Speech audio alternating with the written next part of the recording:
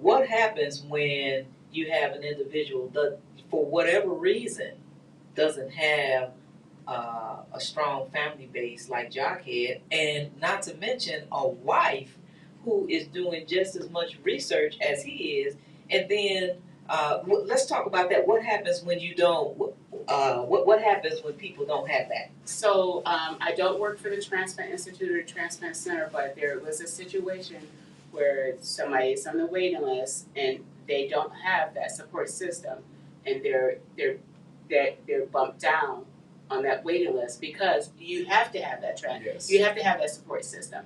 There's a rating that they rate on, and I'm sure that you know this, John. Sure you And that support system bumps you up on that waiting list. I mean, it does bump you up. You have to have that support system. Like you were saying before, you would have to move to Chicago. This person, and I'm not going to name their name and everything, they were told that they kind of assessed them and everything. Okay, who's going to be your support system once you get that transplant? I don't have a support system.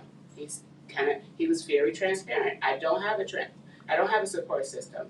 Well, this is going to be difficult for you to get. They're working with him though.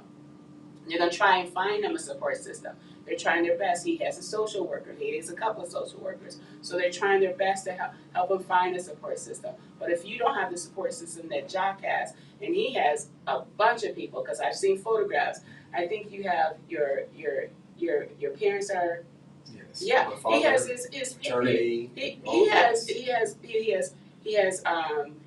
children. He has his wife. He has all of these support. This person has very transparent. He said, I don't have anybody to support me, but you have to have that support system. But the Transplant Center is trying to help this person as much as possible to get a support system and everything. But you have to have somebody to help you out. Even if you come home from any type of surgery, they're not even going to let you drive yourself home. You think to yourself, oh, I could drive myself home. I'm not going to let you drive yourself home. You have to get your sister. You're going to have to get, so you have to have that support system. I know I went on and on, but I just found this out a month ago with somebody who actually dialyzes at our center, and he said, they were that hard on me. They said, I have to find a support system. That caregiver is important. It's important.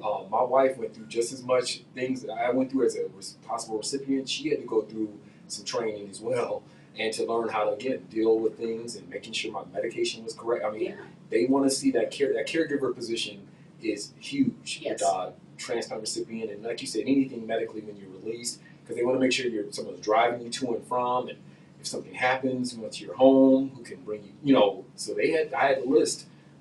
My family and my wife was my caregiver. Like she was permitted off work and everything because she was taking care of me, and it was tough. And you're right. If you don't have that person there, it's difficult to try to navigate. Because when I was finally had my transplant and I was released, I mean I was bandaged up. There was a lot of things I couldn't take care of. I couldn't sit up certain ways, and you need somebody there to help you, and they want to make sure that person is in place.